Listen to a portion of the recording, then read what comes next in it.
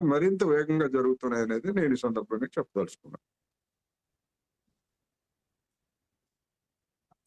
మన్మోహన్ సింగ్ గారు తీసుకొచ్చినటువంటి రీఫార్మ్స్ అన్నిటి గురించి మనం మాట్లాడుతూ ఉన్నాం.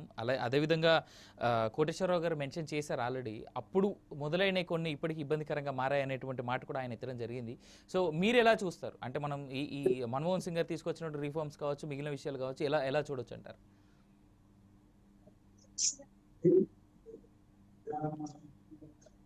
జయరామ్ ఎవరిని అడుగుతున్నారండి? జయరామ్ గారిని అడుగుతున్నాను. జయసారథి గారి దగ్గరికి నెక్స్ట్ వస్తాను నేను. ఉన్న మిత్రులకు నమస్కారాలు.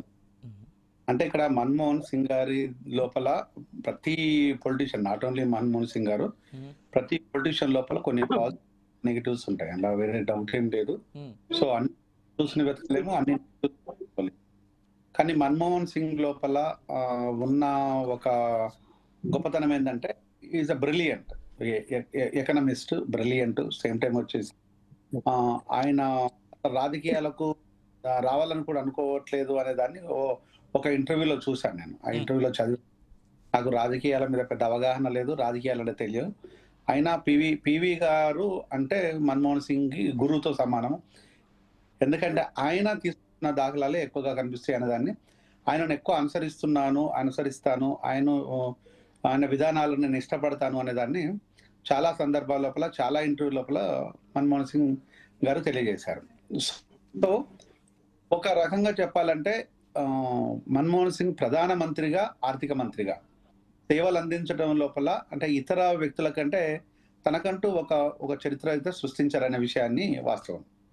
సో ఇంతకుముందు కోటేశ్వరరావు గారు చెప్తున్నట్టుగా కొన్ని అంశాల లోపల నిజంగా కనుక ఇబ్బందులు అనేది వాస్తవమే. కానీ సో ఇతర మంత్రులతో కంపేర్ చేస్తే మన్మోహన్ సింగ్ గారి ద్వారా అయ్యే ఇబ్బందులు తక్కువ. కాకపోతే మన్మోహన్ సింగ్ ద్వారా జరగకూడనివే ఎక్కువ ఎక్స్పెక్ట్ చేస్తాం. ఎందుకంటే ఇతర మంత్రులకు ఉండాల్సినటువంటి ఒక ఎకనామిస్ట్ ముందు చూపు, ఆర్థిక విలువలు కానీ, ఆర్థిక విధానాలు కానీ, సో ఆ పాలసీస్ కానీ మిగతా వాళ్ళకంటే ఆయన చాలా అడ్వాన్స్డ్ నాలెడ్జ్ ఉన్న పర్సనాలిటీ, అందులో వేరే డౌట్ ఏం లేదు.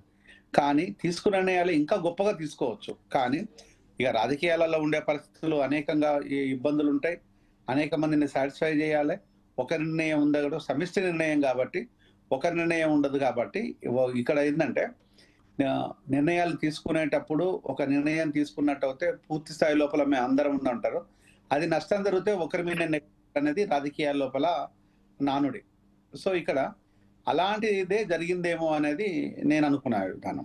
సో ఎందుకంటే అక్కడ సమిష్టి నిర్ణయం, సిడబ్ల్యూసి అనేది ఒక సమిష్టి నిర్ణయం. సిడబ్ల్యూసి తీసుకోవాలి, ప్రభుత్వం తీసుకోవాలి, అనేక అంశాలను, కాంగ్రెస్ లో ఉన్న అనేక అంశాలను దృష్టిలో పెట్టుకుని తీసుకోవాలి. కాబట్టి కొంత నాణానికి రెండు వైపులా మన్మోహన్ సింగ్ గారు ఉంటారు. నిజంగా కనుక మన్మోహన్ సింగ్ గారిని నాణానికి ఒకవైపే చూస్తే బాగుంటుంది, రెండో వైపు డెఫినెట్ ప్రజలకు నష్టం జరుగుతుంది. కానీ ఆ నష్టాన్ని మనము ఇక దాన్ని కొలమానం అయితే లేదు. కానీ సో లాభాలు మాత్రం అనేకం ఉన్నాయి. అప్పుడు భారతదేశము సంక్షోభంలో ఉన్నప్పుడు ఆయన ప్రతిభ, పటిమ అని చెప్పొచ్చు. ఆ సంక్షోభం నుంచి ఇంతకుముందు కోటేశ్వరరావు గారు ఆ విషయాన్ని కూడా చెప్పారు. ఆ సంక్షోభం నుంచి భారతదేశాన్ని బయటికి తీసుకురావటం లోపల. రైట్. జయరామ్